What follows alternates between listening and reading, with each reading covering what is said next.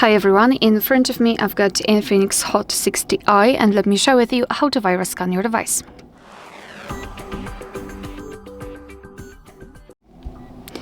So first of all, simply find your phone master, which is right here. This app is pre-installed, so for sure you've got one inside your device. Just try to find it and then open it. Of course, give all the permissions it needs. Right here we've got something called security scan, so just tap on it. Of course, give all the permissions again and then tap on Start Scanning. And now your device will basically scan itself in order to find any kind of viruses, malware, etc.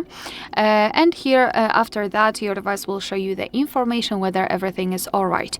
And as you can see, everything is okay in my case. We've got also the scan history and the two items were scanned, no risks found.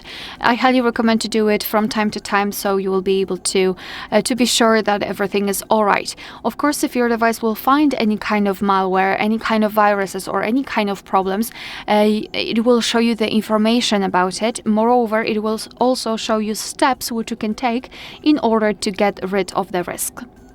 Alright, so that will be all. Thank you so much for watching. Please hit the subscribe button and leave the thumbs up.